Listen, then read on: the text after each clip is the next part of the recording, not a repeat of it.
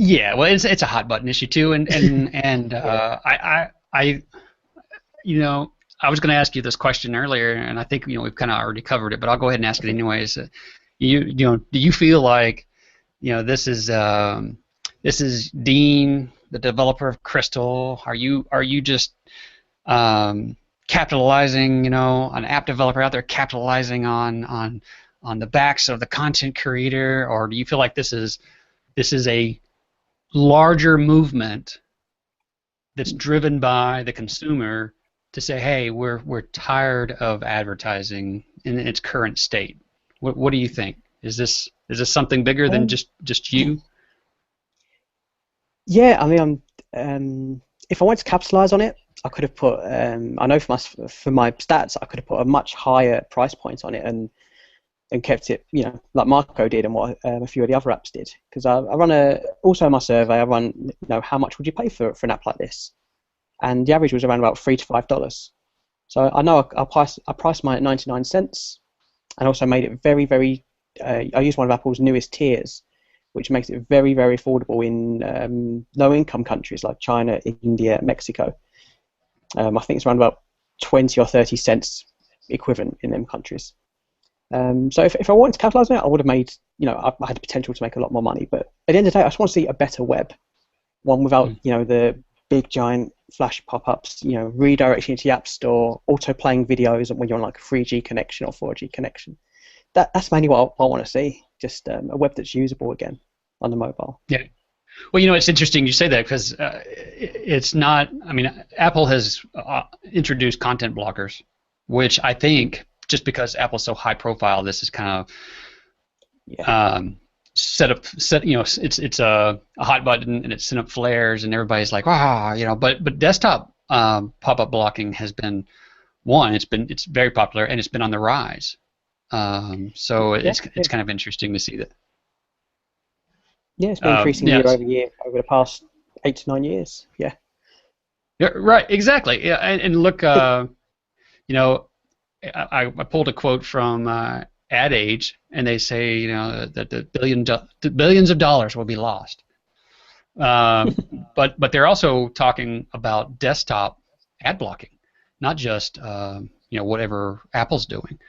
And they even go on to say that ad blocking hasn't become a massive problem for publishers on the level of fraudulent traffic or advertisers' ad viewability demands that require more urgent attention because of the growing notion that marketers will pull their money over those two issues. But it's getting there. So they're saying right there that ad blocking is a problem, but we actually have larger problems, even with our own industry, that we have to deal with.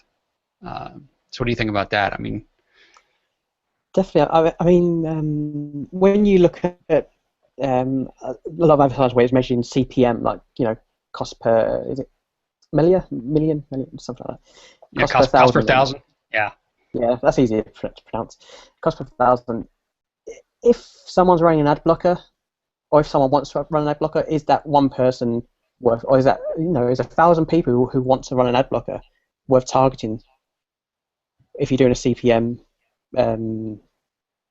campaign, that's one thing I've been thinking of. Like, if people are so passionate about using ad blockers, are they really worth it to be advertised to in terms of like banner ads and interstitials and stuff like that? Because they're the type of people who don't want that kind of stuff.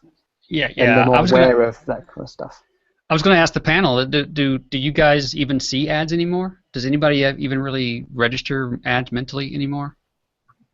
No, I totally.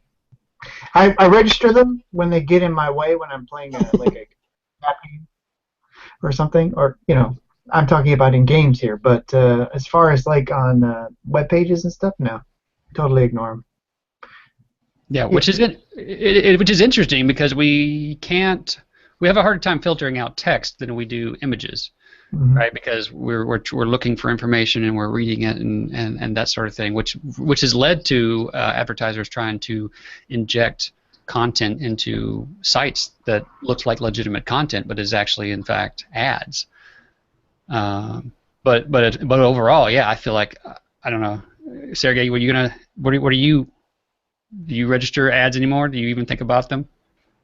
I do see them, but I try to ignore them, and I try to use my ad blocker to the most on my websites, but in the applications, it's often they promote something that is already well known and that they don't have much effect.